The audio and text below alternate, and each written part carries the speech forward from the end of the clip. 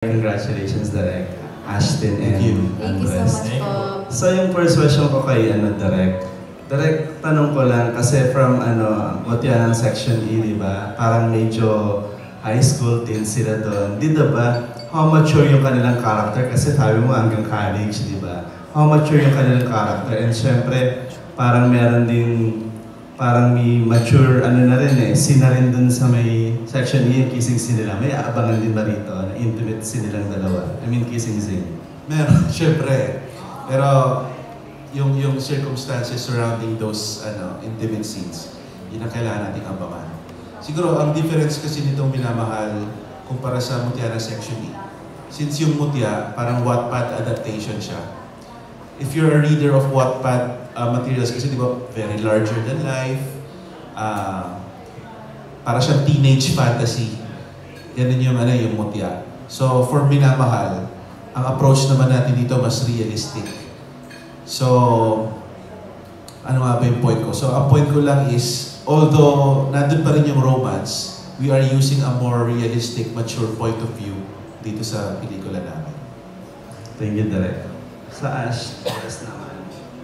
Sa Ashes, tanungin ko, yun, parang naman kumbaga, ready na yung mga fans nyo to have your kissing scene big screen naman, di ba? So, dun sa napanood din namin yung kissing scene ninyo. Pero kayo, parang, what can you offer dito sa mga fans nyo dito?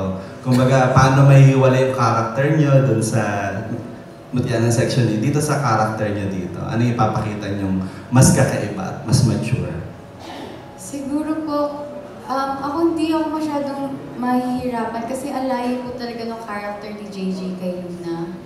And masasabi ko lang na ganun pa rin, ibibigay ko rin talaga yung best ko para maramdaman nila kung ano yung nararamdaman ng character. And para, makikita po agad nila kasi sobrang layo po talaga ng ugaling ni Luna kay JJ. And ayun po. Si Andres. Ako naman po kasi si Kiefer naman, dahil din na Wattpad, galing sa Wattpad series yung Mutya, parang yung character ni Kiefer mas may pagka-caricature kasi mas exaggerated, like yung pag nagagalit siya, diba kasi si Kiefer parang bad boy siya. Malayo yun kay Rafi kasi si Rafi, para sa akin, medyo close sa personal character ko kasi mas mabait si Rafi compared to Kiefer, diba? And yun, so the difference is very big talaga, but talagang gonna give what I can give justice to the character na si Rafi. Thank you very much and congratulations. Thank you, Jean. Thank you po. Thank you, that was Alan Sancon of Stars Photo. For next batch, please do stand by Kate Adahar of Random Republica, Jojo Panaligan of Rider PH, Ms. Dalian Carvajal of Philippine Star, Roldan Castro of Abandoned Tonight, June Narda of Marites University, and Ambet Nabus of Marites University and Hata. Our next question will be coming from Kate Adahar of Random Republica. Thanks, G. Good afternoon. My first question for Ashtes. Kasi related to the title, Minamahal, when it comes to love, ano yung language of love din? Merong words of affirmation, acts of service, physical touch, gifts, tsaka quality time. So, as a receiver and giver of love, ano yung language of love? Ako parang lahat. Hindi kasi, feeling ko lahat. Kasi parang, halimbawa, kung ano yung natatanggap mo, para sa hanapin, parang kasi hinahanap mo kung ano yung hindi mo natatanggap. So feeling ko lahat tayo, parang yung love language natin, parang kailangan natin yung lahat. Kailangan natin ibigay, kailangan natin ma-receive, gano'n. Ikaw, Andres, specific. Ako naman yung love language ko. Sa tingin ko I think it's like acts of service. Parang gano'n. Parang mas na-appreciate ko na, for example, like if someone does something for me without having to say it, parang mas natutuwa talaga ako kasi I didn't have to, remind her anything. Or kahit ako, like, I love to, do things for people and make other people happy, kaya acts of service para sa akin. Thank you. And for my second question for Direk, kasi you wrote this story, can you share with us yung journey niyo sa pagsusulat? Gaano niyo siya katagal na isulat? Ano yung inspiration? So, 2023, I pitched this project sa Viva. And parang ang intention ko kasi, kung napanood nyo yung Isang Daang Tula para kay Stella, college yung setting na, di ba? So ngayon kasi since nauuso yung mga high school setting na movies, I wanted to make a high school movie stamped with my very own branding. Kasi yung mga romance movies ko, lagi silang hindi siya parang pure love story lang. Lagi siyang love story sa context ng growth ng individuals. Parang gano'n. So, ayun, basically gusto kong gumawa ng high school romance movie na merong tatak ko. So, ayun nga, nung pinitch ko yun, hindi pa nag-aartista masyado si Andres. If I'm not mistaken, tama ba? 2023? Oo, tama, direct. Yung time na yun. Walang, I just had this hunch na feeling ko magiging future star. Itong si Andres. So, kung titignan niyo yung PowerPoint na pinresent ko sa Viva nun, talagang si Andres yung nakalagay. Kaso, at that time, siguro iba pa yung plans ng Viva for Andres. Ang naalala kong directive ni boss nun is, sige, gawin niyo yung project na yan pag hinog na si Andres.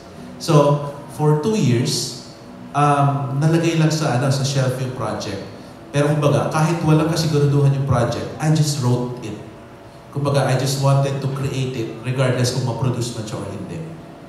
And then, nung hinahanapan ako ng possible project for Andres and Ashley, ito yung pinitch ko. Na super nagustuhan ng dad ni Andres. Natutuwa nga ako eh. Si Sir Aga talagang excited siya for this. Nung nabasa niya yung script, talagang he couldn't stop messaging me on Viber na napakaganda. Tapos di ba sinasabi pa ni dad mo na na kung siya lang daw yung parang younger, gusto niya siya yung mag-artista sa pelikula ito. Tama nga. Kasi my dad really likes the story, di ba, direct? And parang when we read it, parang we were so excited. Kasi maganda talaga yung story, kaya yan. Ayun, natuwa lang ako. So, ganun yung naging journey nung script ko. Thank you, Direk. Thank you. Thank you po. Thank you po. Thank you. That was Kate at the Heart of Random Republica. Up next, we have Jojo Panaligan of Rider PH. Thanks, Jean. Kay Ashtin muna, Andres. Ashtin, anong pinaka-lovable trait ni Andres and Andres kay Ashtin? Siguro yung pagiging thoughtful niya sa lahat. Yung hindi po siya like namimili kung sino din yung tatratuhin ng maayos or hindi. Basta sa lahat talaga. Ako, kay Ash, siguro yung trait na parang wala siyang kaarte-arte kung kahit saan naman. Super humble siya, super down to earth. Parang super go with the flow lang si Ash. And she doesn't ever show any attitude. And she's always nice to kahit sino naman. So, Follow up lang dun sa question ko na to. Not necessarily with each other, anong trait sa opposite sex ang pinaka nakaka-fall sa inyo? sorry po? Anong trait sa opposite sex ang pinaka nakaka-fall sa inyo? Yung nahuhulog yung loob mo? Ako siguro sa parang thoughtfulness din, yung acts of service, but more sa parang kung mabait yung tao talaga, kung kahit sino naman yun, kung mabait yung person, kung kahit sino. Ako shame din po, yung tinitingnan ko din talaga kung mabait po yung tao. Kasi nakakatakot pag hindi. Parang kawawa ako. Ugali talaga. Opo, galing po talaga. Last question ko kay Direk. Direk, na-curious ako kung bakit bulaklak ang nabili yung parang tool for the story to move forward. Kasi throughout the movie, yung acts of, yung language, love language ni ng character ni Andres dito is by giving flowers to the people he loves. So, parang ginamit ko lang device yung flower as para makita mo yung journey ng relationship nila. Na at first, binibigyan nyo ng bulaklak out of gratefulness. Then, next, binibigyan na niya ng bulaklak kasi nililigawan niya.